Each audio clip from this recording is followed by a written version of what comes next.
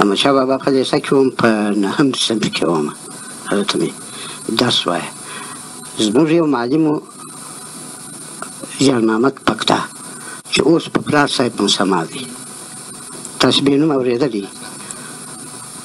دا زموږ معلم و دلته په ترکیه کې تحصیل کړی و په ترکیه کې هلته په خپل مکتب کې په هر مکتب کې چې و په هر پوهنځي کې چې و هغه دی په پوهنځي کې و په هر پوهنځي کې چې و هلته یې تقریبا ډېر ډرامونه تمثیل کړي وو خصوصا د شکسپیر ډرامونه د پر سټیج باندې تمثیل کړي وو بیا نو دی تقریبا د هنر سره ډېر ښه اشنا سوی و او تقریبا د هنر هغه اړخونه یې ټول پېژندلي وو بیا دی چې افغانستان ته راغی هلته په افغانستان کې هلته زموږ معلم و دی هغه سره ولاړ شو د پخوا یې صحنه تمثیل ورته ویل نه د تیاتر نوم و نه دغه او هنرمند ته یې هم په هغه وخت کې تقریبا بالعموم دا د ښار خلک د کندهار د ښار خلک څه چې ټول ناټکي ورته وایه په ناټکي مسما هنرمند نه و اوس خو ډېره ښه ده اوس خو د هنرمند نوم ورته یاد شوی دی څومره عالي نوم دی څومره ښکلی نوم دی دا لیکن هلته به موږ په بازار کې به چېرېدو نارې به راوالې او ناټکي چیرې ځې او ناټکي ته راسه دلته خو خیر په هر صورت ده هلته یو ډرام دغه کړی و په نامه د دسمال دا ډرام یې دغه کړی و په دې ډرام کې هلته په دا صنفو کې ګرځېدی بس نفري یې ورته ټاکله په دې جمله کې زه هم وټاکلم موږ حیران شولو چې دا صحنه تمثیل مې اوس څه شي ده څه شي نه ده نه مو لیدلې وه نه ناټکیان مو لیدلي وه چې په میلو په دې کې به یې ناټکي کوله دغه به یې کوله مخونه به یې یو ډول بل ډول لکه دا کارټون څه دی عیناً دغسې پزې به یې غټې شوې وه مثلا سترګې به یې سره کش کړې وې دغه کړې عیناً دغه کارټون غوندې وه بس پای ته کړه هغه چې موږ ته یې ډرام راوړي دا ډرامونه یې د هر یوه حصه یې ورته دغه کړه چې دا واښه ویلوله دا واښه دغه یې کړه په یاد یې کړه دغه یې کړه خو خیر موږ سوال ځینې وکړي چې و معلم صاحب دغه څه شي دي موږ ولاکه پوه شو بیا همدا موږ ته تشریح کړه تقریبا هغه د ترکیې په دغه سره یې موږ ته تشریح کړه چې تشریح کړه یعنې ته باور وکړه چې په دې ټولو نفرو کې زما ډېره علاقه ورسره پیدا شوه ډېره علاقه مې ورسره پیدا شوه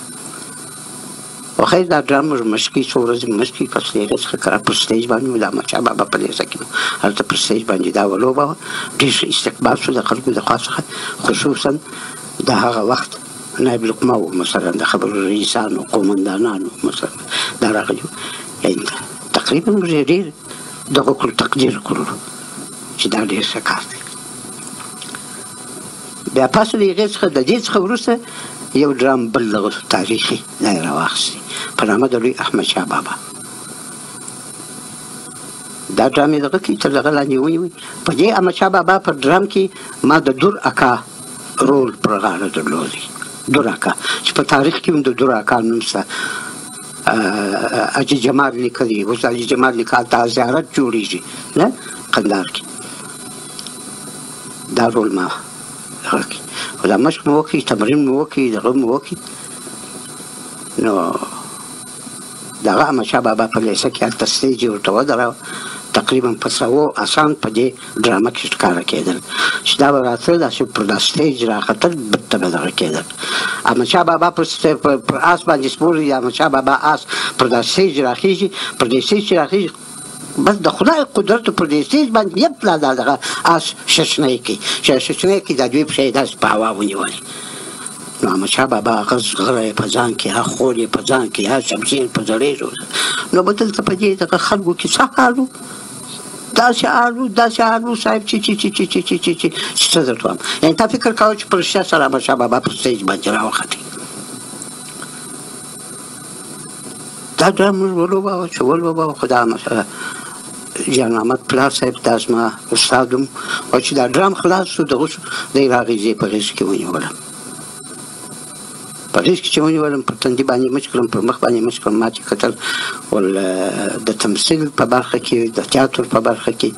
د ډرامې په برخه کې ولته یو ځای ته رسېږي ما ته یې ګوته ونیوه دا خبره ما ته خوند راکوي ډېر خوند یې راکړ. استاد مې و، د دوه پلوه استاد و، هم په مکتب کې استاد و او هم یې هلته پر سټیج باندې استاد. دا خبره ما ته خوند راکړي.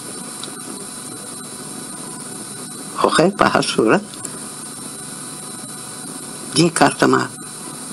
ادامه ورکړه، اگر چې ډېر مخالفین وو په کندهار کې،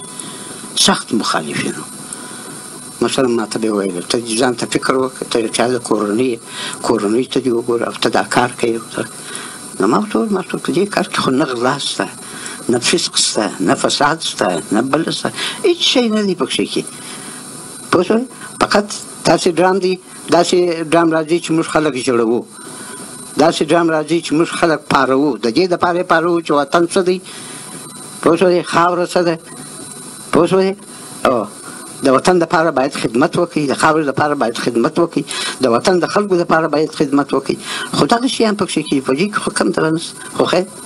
په هر صورت خو ما دې کار ته ادامه پسې ورکړل، ښه په زغرده مې ادامه ورکړل. زیاتره دغه د ښار خلکو چې پېژندلو یې نه پېژندلو یې، مثلا سپین ږیري وو، ځوانان وو، مثلا بله وه، خصوصا دغه په هغه وخت کې هم د طالبانو دغه ډېر سخت هلته دغه و. حتی زه بیا پر اعظم پر دې دغه موضوع باندې او په کور کې تقریبا زما مور خدای دې وبخښي، خدای تعالی دې غرق رحمت وګرځوي د ټولو مسلمانانو سره. دې به ما ته ویل خلک هر څه وایي، ولیکن ته دې خپل کار کوه، د خلکو په خبرو پسې مه ګرځه، ځول د ژوند لاره ځان ته پیدا کړه. ما ته به یې دا ویل. زما مشر ورور به مې کله دغه هغه ته به یې ویل څه کار په لرې میشه اوسه، مکتب هم وایي او دا د خپل ژوند لاره به پیدا کوي، نه به پر تا باندې بار وي، نه به پر ما باندې بار وي، نه پر بل باندې بار وي. خپل ځان به بس دغه سیند څخه باسي، ځان به دغه کوي. خو خیر په هر صورت دا دغه مو وکړه. بیا نو تقریبا تیاتر هلته تقریبا یو څه دغه پیدا کړي، تیاتر جوړ شو د کندهار د مطبوعاتو په ساحه کې هلته تیاتر دغه شو. بیا به مو هره پنجشنبې موږ هلته نمایشات درلودل. د میک تر شا تمثیل دومره سختۍ چې حد او اندازه نه لري. یعنې زه په اوس څرنګه تا تشریح کړم، زه فقط دومره ویلی شم د تیاتر تمثیل ډېر اسان تمثیل دی. هغه په دې معنا هلته مکیاج کوي، ستا مکیاج په خپله تماشاچیان دغه کوي، لباس دې تبدیل وي، بل لباس دې اغوستی وي. پوه شوې؟ یعنې تقریبا په وجود کې د پښو څخه نیولې تر سر تر ویښته پورې دا ټول ستا تبدیلېږي. مثلا ږیره نه لرې ږیره یږدې، برېت نه لرې برېت یږدې، سترګې دې سمې وي یوه کږه کوې. ستا څه چې دغه وجود دی حرکات لري، مثلا د خبرې دغه سترګې اړول لري یوې خوا او بلې خوا او بلې خوا، ولیکن په راډیو کې د میکروفون شاته ساکت ناست دی، ټول کار ستا اواز کوي، څه په اواز څه کوي. موږ په اول سر کې په 1971 کال کې د دې ځای څخه ولاړو، خو مجبوره شولو، مجبوریتونه وه، یعنې ټول خلک د مجبوریت په لحاظ ولاړل. که نه د چا خوښي چې خپل وطن چې هغه ته تقریبا وطن د مور حیثیت لري او هغه معنوي مور ده، دا بله مور سړی نشي پرېښودلی، نو د وطن به څنګه پرېږدي چې په دې وطن کې خاپورې کړي وي، د دې وطن مثلا د خبرې په خاوره باندې دی پرورده شوی وي، دغه شوي، نو دا به څنګه پرېږدي. خو مجبوره شوله، ټول خلک مجبوره شوله ودې ته چې ولاړل. خو ډېر زما سره ډېره بده خاطره ده، یعنې د ژوند تر پای پورې به دا خاطره زما هېره نه شي، هېڅ مې نه هېرېږي. خو هلته موږ چې پاکستان پېښور ته ولاړو، په پېښور کې هلته موږ هم نابلده وو، د چا سره پېژندګلوي نه وه، دغه نه وه. د ځان سره فکر کوه چې ته یو هنرمند سړی یې، دغه سړی. اوس به ته په دې ملک کې ته څه شي کوې؟ دلته نه راډیو شته، نه سټیج شته. کوي هم تا ته څوک مخه درکوي چې ته ورسې هلته پر سټیج وخېږې، یا مثلا راډیو ته ورسې، یا مثلا تلویزیون ته ورسې. خو په هر صورت ما او عبدالمنان ملګري سره یو ځای شولو، دواړه سره یو ځای شولو. یو ورځ داسې ناست وو په یو پارک کې، ما د خبرې سره کولې. پاچا فضلي صاحب ما ورته ولاړ یو بل کار وکړو. ما چې شو دلته به یوه اتحادیه جوړه کړو. دلته ځینې ممثلین هم شته، سندرغاړي هم شته، دغه هم شته، یوه اتحادیه به جوړه کړو. ما ورته وویل ملګري صاحب اتحادیه جوړېدل یې اسانه کار دی، خو د دې امر به څوک درنه کړي. امر ما ورته په دې لحاظ نه درکوي چې دلته دا مختلف حزبونه ما ورته دلته شته. هر یو که خبر شو سوا مخته خان پیدا کړي، دغه دې پیدا. ته راته وویل توکل علی الله، راسه چې په دې کار خلاص پورې کړو. ما ورته ورسره راولاړ شولو. موږ اول د واره ورغلو رسول امین ته. رسول امین ته ورغلو، په دې هکله پرې هغه راته کتل، دا خو ډېر ښه کار دی. بیخي ول په تمام معنا زه یې درسره تاییدوم، او هر ځای کې کوم دغو زه ستاسې ملګری یم او زه خپل کومک درسره کوم، دا درسره کوم. بابا صاحب نو بل د عریضه شکله د هغه په لارښوونه د هغه په دا عریضه مو تعقیب کړه. دا عریضه مو تعقیب کړه بس ولاړه. هغه ځای مو ورته پیدا کړي چې په کوم ځای کې موږ دفتر جوړو، کوم ځای کې دا صدر، په دې صدر کې هغه سټډیوم چې دی، دا سټډیوم سره دلته یو دغو په دغه ځای کې موږ یو دفتر جوړ کړي. دفتر مو جوړ کړي، دغه مو کړي. بس زموږ موضوع لاړله د دغه صدر بازار د پولیسو تانې ته، دغه ځای ته ورسېده چې تاسو دوی تعقیبوئ چې دوی مثلا د خبرې سیاست باندې کوم دغه ونه کړي، مثلا پر چا باندې تعرض ونه کړي، په ډانډ ونه کړي بستانه. هره ورځ به پولیسان راتله دفتر ته به راتله. په آخر کې موږ هم راولاړ شولو. دا دفتر مو رسمي افتتاح کړي. دا رسول امین و څوک دا لوی خلک د افغانستان چې دا مو ټول دعوت کړه، هغه ته راغلو. دا دفتر مو هم افتتاح کړي. بس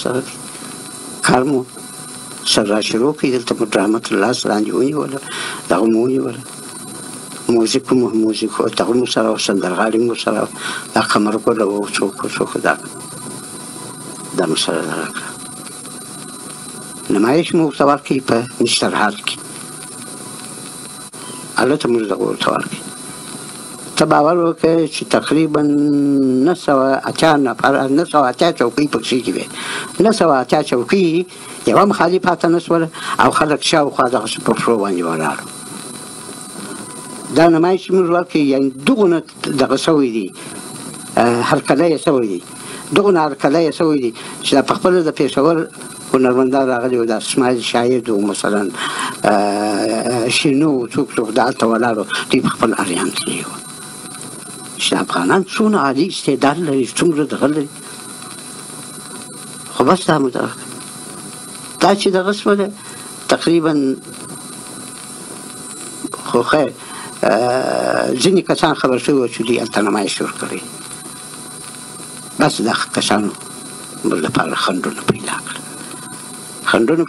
بله ورځ دا تعلیم وشو، تاسې تمامه ورځ دلته بس بنډار جوړ کړی دی، تاسې تمامه ورځ دلته دغه کوئ. مثلا د خبرې ښځې راځي و پلان کوي. بابا دلته خو تقریبا یو 4 تنه دي په خپله زموږ سره کار کوي. او په افغانستان کې ماته پر سټیج باندې به کار کوو، په راډیو کې مو کار کوو، پر سره کار کوي. نه ګوره چې هغه کوم ځای ته دغه وکړو، بس دا دفتر مفتر و دا یې بند کړي ولاړ. نو موږ ډېر مایوسه شولو. که دې وې موږ ډېر ښه پلان په لاس کې درلودلی چې موږ به د دې تیاتر د لارې موږ به په سټیج باندې هم دغه کوو. د دغه ټلویزیون د پېښور د ټلویزیون سره به موږ دغه کوو چې په میاشت کې یو پروګرام موږ تاسو ته درکوو. خو داسې خبره وه چې موږ د دې دغه څخه د دې پېښور څخه راغلو، دلته ځای پر ځای شولو. په دې دغه کې مو د بي بي سي دفتر په دغه خیرخانه قلعه نجارانو کې هلته زموږ دفتر و. یعنې تقریبا په حدود کې د 120 نفرو هنرمندان دلته راغلل د پېښور څخه. نو موږ زموږ ټول سره دا دغه و چې موږ هلته ورسېږو، موږ به د دې راډیو تلویزیون د خوا څخه یا مثلا د خود وزارت اطلاعات و کلتور د خوا څخه دا خلک به ټول ښه استقبال شي، یو شراغلی به ورته ووایي دغه به ورته ووایي پوه شوې ځکه چې دا خو ډېر نفر یې هغه کسان دي چې ټول یې پېژني افغانستان یې پېژني وزارت اطلاعات و کلتور خو څه کوي ټول افغانستان یې پېژني نو موږ دغه وکړه چې د دې خوا څخه به هم دغه وشي د راډیو پروګرامونو بیخي د منځه تللي وو موږ د راډیو پروګرامونو به بېرته به ورته شروع کړو بېرته به یې رادغه کړو راډیو به بېرته راډیو شي هغه د پخوا دغه به پیدا کړي خو ته باور وکړې چې زموږ سره هېڅ چا دغه ونه کړي دی دومره وویله چې تاسې راسئ زه یې په ستاسې سره ووینم هېڅ زما په خپله ډېره خوا بده شول زما ته تر لاس لاندې په دې دون عمر کې ډېر شاګردان زما تر لاس لاندې وتلي دي زه چې راډیو ته راغلی یم تقریبا داسې وبوله 1930 کال زه راډیو ته راغلی یعنې تقریبا په یوه حساب یې راواخېست تر دا اوسه پورې زه د راډیو کارونه کوم ممنون مقصودي عبدالله صمدي عنایت شفق زه په تمام معنا تاییدوم او له ښځو په دغه کې ستورۍ منګل جمیله شفق نو تاسو وایئ چې یوه بله ښځه وه زما څخه اوس نوم هېر شوی دی په ناروې کې ده اوس ده نجیبه ساره چې هغه دغه په کونډې زوی په ډرامه کې د مور رول لوبولی دی پوه شوې ډېر موافق یعنې دا کسان تقریبا د تمثیل په برخه کې ډېر موافق کسان دي خوږه خاطره زما دپاره هغه خاطره ده چې په کابل کې په 1942 کال کې موږ د قهرمانانو ډرام یعنې د پوهنې نندارې په چوکاټ کې د لومړي ځل لپاره د پښتو ډرام د قهرمانانو په نامه دا موږ دلته لوباوه پخوانۍ کابل سینما دا زموږ لپاره وقف شوې وه چې هره ورځ به موږ دغه هلته تمثیلوو 2.5 میاشتې دوام وکړي 2.5 میاشتې په دې 2.5 میاشتې کې یو نفر تماشاچي د دې ځای کم نه شو زیاتېدلی ده یعنې دومره دغه دې ډرامې دومره هنګامه په افغانستان کې خوره کړې وه چې هېڅ اندازه یې نه وه حتی داسې نږدې په دا شوروي په برخه کې د اسیایي جمهوریتونو چې دي ازبکستان و مثلا ترکمنستان و مثلا تاجکستان و تاجکستان خو لا په هر صورت هغه خو لا ډېر زیات دغه و ځکه چې زموږ ډایرکټر مهربان نظروف و مهربان نظروف د دې تاجکستان و دلته چې دی دا ډرامه دومره هنګامه یې دلته خوره کړه او په عین زمان کې 1,00,000 افغانۍ جایزه یې وړل هلته مهربان نظروف په هغه ځای کې د دې ډرامې په هکله هلته دغه وکړه نو زما دپاره په دې اساس ډېره خوږه خاطره ده چې په د هغه وخت حکومت صدر اعظم کابینه نو تاسو پارلمان دا څه چې آزاده پارلمان و دا څه چې ټول راغلي دا ډرامه چې هلته موږ ثبتوله یعنې تقریبا هغه هیرو رول یې قهرمان رول یې زما پر غاړه و زه به هره لحظه چې به په دغه کېدلم راته مې د سټیج پر دې څوکه به درېدلم او ما به د تماشاچیانو ته کتل ټولو به ژړل یعنې دې ډرامې دغونه اثر پر دې خلکو باندې کړی و هغه هم یوه حماسي دغه وه ډرامه وه رسمي حماسي ډرامه وه اوس چې دا ډرامه خلاصه شول موږ د تعظیم دپاره داسې ودرېدو صدر اعظم د وخت د ځای څخه راولاړ شو پر دې سټیج باندې راوختی پر سټیج باندې راوختی د هغوی سره چې خبرې وکړي دغه وکړي دا ستونی یې دومره ډک شوي وو د ژړا څخه دومره ډک شوي وو چې ده خبرې نه سوای کول فاتح که من میتانیم که مگر صدا بتانیم ما به شما تبریک میگیم تبریک برایتان میگیم و حتی تبریک برایتان میگیم از طرف دولت برای شما 1,00,000 افغانی بخشش است جایزه نو زما دپاره ډېره دغه ده چې د وخت صدر اعظم او د وخت دغه کابینه او د وخت پارلمان دا ټوله ناست وي او دا ټوله زه ورته ګورم په حیث د یو ممثل ورته ګورم او دوی ټوله ژاړي زما دپاره ډېره خوږه خاطره ده پوه شوې او ترخه خاطره مې دا ده چې په ژوند مې دا هم نه هېرېږي چې د خپل وطنه څخه په یوه جوړه کاږو کې وتلی یم او زه د پردي ملک ته تللی یم او زه یو هنرمند وم پوه شوې یو ډایرکټر وم ډرامه نویسه وم داستان نویسه وم ټول افغانستان مې پېژني او زه هلته لی بلی در بدره خاک په سره په بازارو کې ګرځېدلم دا ډېر زما دپاره ښه د خپل وطن د خپل ځای د خپل ټاټوبي څخه زه داسې وشړلم چې هغه ملک ته ولاړم هریان ولاړم چې زه به څه کوم کور مې ولاړلی 50 کاله کې ما یو کور جوړ کړی و ولاړلی د کور آل و مال مې ولاړلی بله ولاړ شی ولاکه راته پاته شوی دغه چې ته یې اوس وینې بېرته ما د صفر څخه د کور په جوړولو د کور په دغه سره ما پیل کړی